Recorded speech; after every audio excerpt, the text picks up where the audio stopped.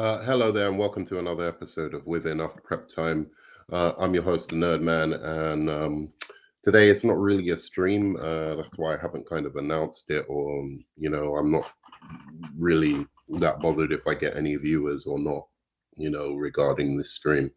Hopefully, people will watch it back later, so that they can see what I'm talking about. But I did a stream yesterday, which I streamed on this channel. Very interesting discussion um, regarding Russell Brand and the whole Russell Brand situation. And during the stream, R. Kelly was brought up, and I said some things about R. Kelly and about his documentary. The documentary, I believe, is called "Surviving R. Kelly." And I hadn't seen that for many, many years. And quite honestly, because I care about victims, and I care about bad things happening to women. Um, I absolutely do. But I really don't like the sleaze of celebrity culture and all of that kind of thing. So once I watch these things, they kind of just go out of my mind. They dissipate from my mind, and I forget the kind of facts and whatever other thing. And I remember that when I watched the R. Kelly documentary, I did have a feeling about something with the R. Kelly documentary that was just off to me about it. And because I hadn't seen it in a while, when I was referring to it yesterday, I was saying that the thing that was feeling off to me was that I didn't get what these women were saying, and that I didn't see what the criminality is of what he is supposed to have done. But that was out of ignorance because I actually had forgotten a lot of the documentary. I actually remembered specifically only the Aaliyah thing because I'd known about the Aaliyah thing for years. So I just literally had dissipated out of my mind.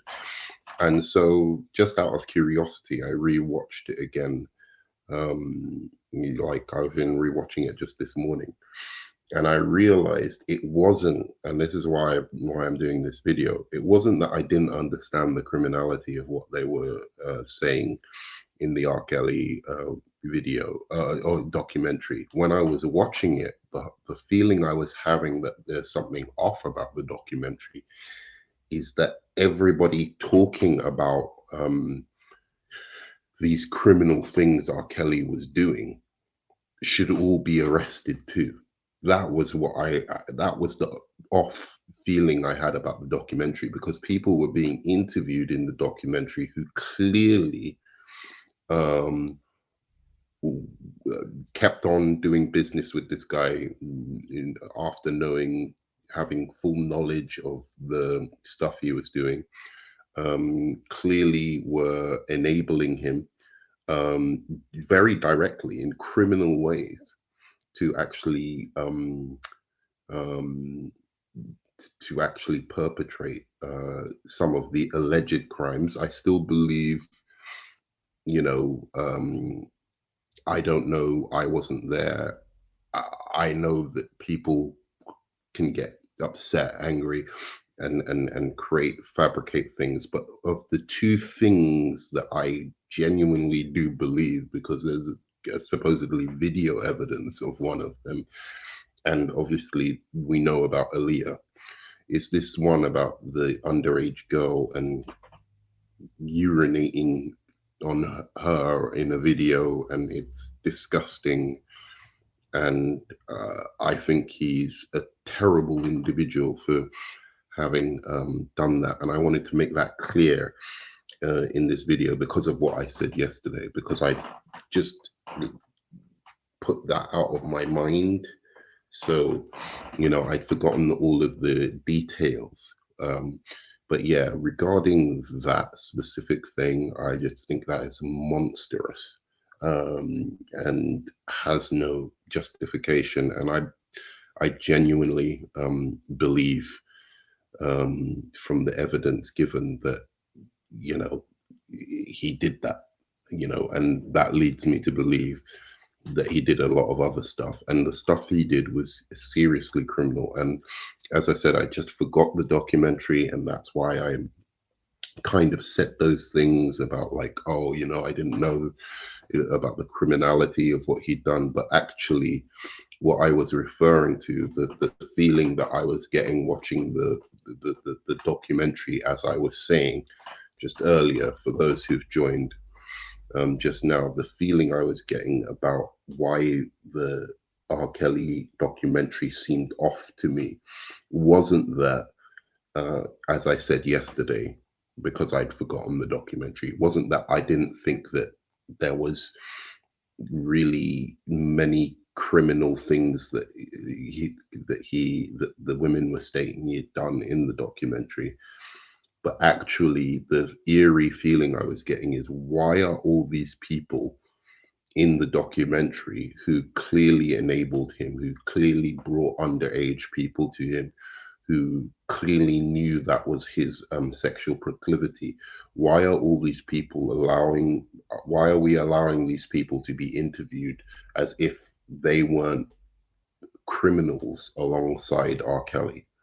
That network of people around him kept on working with him. And these are some of the women as well. I'm not talking about the women who were underage and clearly manipulated and clearly,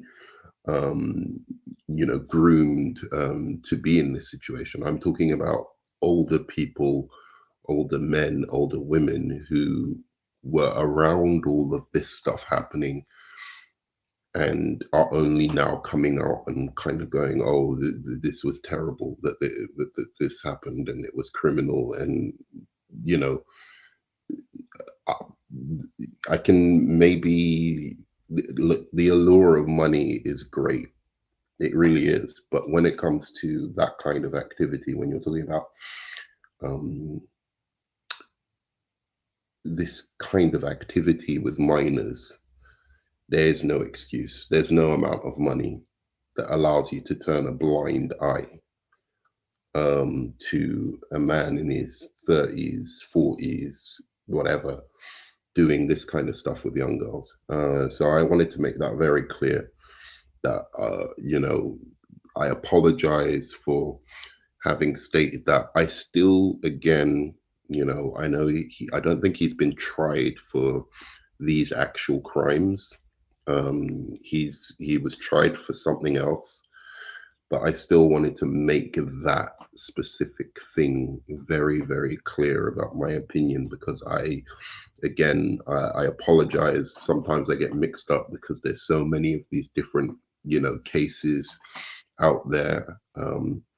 But as far as I'm concerned, with regard to what they claim he did, as I said, there hasn't been any criminal trials on a lot of the other claims that they made, but specifically about the young girl that he did this horrible act with, and about Aaliyah. I definitely believe that happened from the evidence I've seen.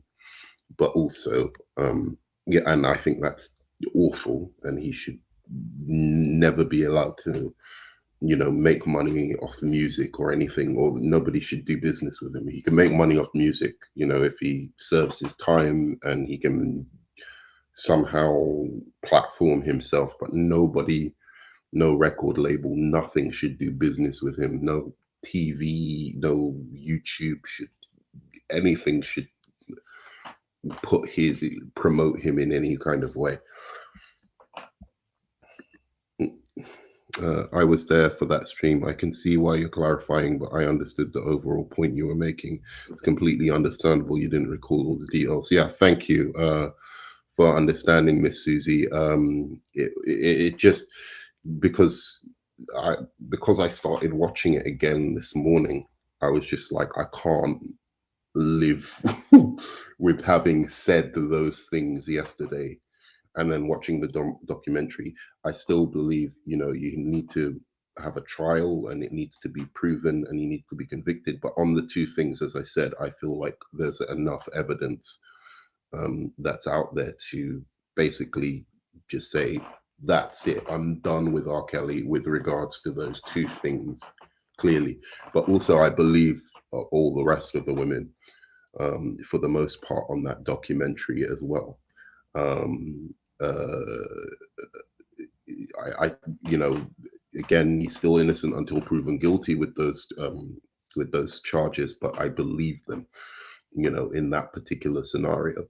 But my main thing when I watched the documentary, because as I said, I remember clear as day that I had a problem with the R. Kelly documentary. It's just that I couldn't recall yesterday what that problem was, and I just assumed the problem I had was, the problem I stated on the video. But actually, the problem I had was, how the fuck are all these people getting away with this? There were, I think his stage manager, some other people who were being, recorded for this documentary, stayed with him throughout his career, had full knowledge of all of this, and are now have the goal to come on this documentary and pretend like what? What did he do? Did he manipulate them?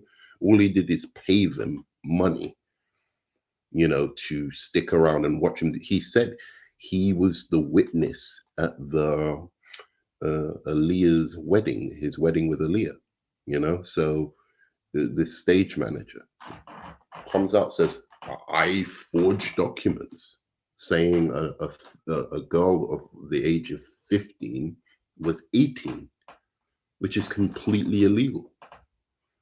And he's got the gall to come out and say it and then start, what are you were complicit completely in this man's crimes. Yes, that was the issue I had. There were other people as well woven into there that had varying degrees of complicity with these crimes as well.